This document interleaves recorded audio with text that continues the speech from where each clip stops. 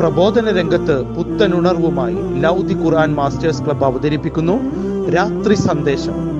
എന്നും രാത്രി 9 മണിക്ക് യൂട്യൂബിലൂടെ പ്രസംഗ പരിശീലന കളരിയിലെ പഠിതാക്കൾ നിങ്ങൾക്കായി ഒരുക്കുന്നു. കേൾക്കുക, പ്രബുദ്ധരാവുക, മറ്റുള്ളവരിലേക്ക് എത്തിക്കുക. അസ്സലാമു അലൈക്കും വറഹ്മത്തുള്ളാഹി വബറകാതുഹു. അൽഹംദുലില്ലാഹ് വസ്സലാത്തു വസ്സലാമു അലാ റസൂലില്ലാഹ് വഅലാ ആലിഹി വസഹ്ബിഹി അജ്മഈൻ. അമ്മാ ബഅദ്. പ്രിയ സഹോദരങ്ങളെ, ഖുർആൻ പല സ്ഥലങ്ങളിലായി ഊന്നൽ കൊടുത്ത് നമ്മോട് സംസാരിച്ചതും ഒരു സത്യവിശ്വാസി എന്ന നിലയിൽ നമ്മൾ ജാഗ്രതയോടെ കാണേണ്ടതും ഒരു സത്യവിശ്വാസിയായ നമ്മുടെ ബാധ്യതയുമായി പറഞ്ഞ ഒരു ഘടകമാണ് അദിൽ എന്ന് പറയുന്നത്, അതായത് നീതി എന്ന് പറയുന്നത്. അള്ളാഹുവിൻ്റെ റസൂലും അതിനുശേഷം വന്ന ഖിലാഫത്തുർ റാഷിദയും ഒക്കെ നീതി നിർവഹണത്തിൽ അവരുടെ ജീവിതത്തിലാകട്ടെ അത് സമൂഹത്തിലാകട്ടെ ആ കാര്യത്തിൽ, നീതിയുടെ കാര്യത്തിൽ അവർ യാതൊരു വിട്ടുവീഴ്ചയ്ക്കും തയ്യാറായില്ല എന്നതാണ് നമുക്ക് മനസ്സിലാക്കാൻ കഴിയുന്നത്. റസൂൽ സല്ലല്ലാഹു അലൈഹി വസല്ലം പറയുകയുണ്ടായി, ഉൻസുർ അഖാക ളാലിമൻ ഔ മദ്ലൂമൻ. നിങ്ങളുടെ സഹോദരനെ നിങ്ങൾ സഹായിക്കണം അയാൾ ആക്രമിക്കപ്പെടുമ്പോൾ, മാത്രമല്ല അയാൾ അക്രമിയാകുമ്പോഴും. ഇങ്ങനെ പറയുമ്പോൾ സ്വാഭാവികമായും നമുക്ക് ഒരു സംശയമുണ്ടാകും.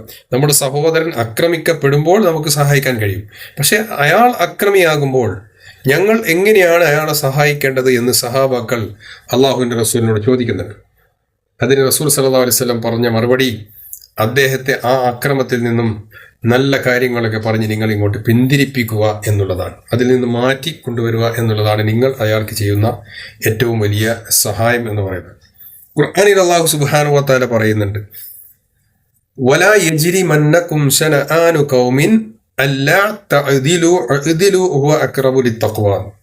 അതായത് ഒരു ജനതയോട്, ഒരു കുടുംബത്തോട്, അല്ലെങ്കിൽ ഒരു സമൂഹത്തോട്, ഒരു സംഘടനയോട് നിങ്ങൾക്ക് വിദ്വേഷമുണ്ട്, പല കാര്യത്തിലും അഭിപ്രായ വ്യത്യാസമുണ്ട്, അല്ലെങ്കിൽ അവരുടെ പല പെരുമാറ്റങ്ങൾ നിങ്ങൾക്ക് പിടിക്കുന്നില്ല, നിങ്ങൾക്ക് അവരുടെ വിദ്വേഷമുണ്ട്.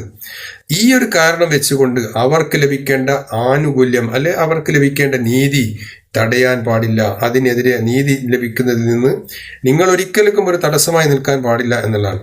ഇനി അവർക്ക് നിങ്ങളോടാണ് വെറുപ്പുള്ളതെങ്കിലും പോലും, നിങ്ങളെപ്പറ്റി അവർ പലതും പറഞ്ഞിട്ടുണ്ട്, പല ദ്രോഹങ്ങൾ നിങ്ങൾക്ക് ചെയ്തിട്ടുണ്ടെങ്കിലും അവർക്ക് ലഭിക്കേണ്ട ഒരു ആനുകൂല്യമോ ഒരു നീതിയോ തടയാൻ നിങ്ങൾ ഒരിക്കലും മുതിരരുത് എന്ന് ഖുർആൻ നമ്മോട് പറയുന്നുണ്ട്.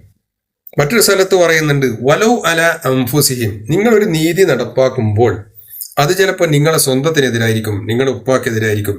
അവിടെ 2 കക്ഷികളാണ് ഉള്ളതെങ്കിൽ ഒന്ന് നിങ്ങളുടെ കുടുംബക്കാരനായിരിക്കും, അല്ലെങ്കിൽ നിങ്ങൾക്ക് ഏറ്റവും വേണ്ടപ്പെട്ട ആളായിരിക്കും. ഇവിടെയൊന്നും യാതൊരു പരിഗണനയും കുടുംബത്തിനോ ബന്ധത്തിനോ സംഘടനക്കോ കൊടുക്കാതെ അവിടെ നീതി എന്താണോ, അദിൽ എന്താണോ, ആ മീസാൻ എന്താണോ അവിടെ നിൽക്കണം എന്നുള്ളതാണ് ഖുർആൻ നമ്മോട് ഈ കാര്യത്തിൽ വളരെ കണിശമായി ഓർമ്മപ്പെടുത്തുന്നത് എന്ന് നമ്മൾ മനസ്സിലാക്കേണ്ടത്. അതേപോലെ നീതിയുമായി ബന്ധപ്പെട്ട് പല സംഭവങ്ങളും നമുക്ക് ചരിത്രത്തിൽ കാണാം. നാം ആ ചരിത്രമൊക്കെ എടുത്ത് പരിശോധിച്ചാൽ നമുക്ക് മനസ്സിലാകുന്നത്, നമ്മളും നമ്മുടെ ജീവിതത്തിൽ കഴിവിൻ്റെ പരമാവധി എന്നല്ല പരിപൂർണമായും നീതിക്ക് വേണ്ടി നിലകൊള്ളുന്നവരായിരിക്കണം. അങ്ങനെയാവുമ്പോൾ മാത്രമേ നമ്മൾ അള്ളാഹുവിൻ്റെ ആൾക്കാർ, അള്ളാഹുവിൻ്റെ പക്ഷത്ത് നിൽക്കുന്ന ആൾ എന്ന് പറയാൻ കഴിയുകയുള്ളൂ. അതുകൊണ്ട് നീതിയിൽ അധിഷ്ഠിതമായ ഒരു ജീവിതം നയിക്കാൻ റബ്ബ് നമ്മേവരെയും അനുഗ്രഹിക്കുമാറാകട്ടെ. അഖൂലു ഖൗലി ഹാദാ ഫസ്തഗ്ഫിറുല്ലാഹ ലി വലക്കും വസ്തഗ്ഫിറുഹു ഇന്നഹു ഹുവൽ ഗഫൂറുർ റഹീം.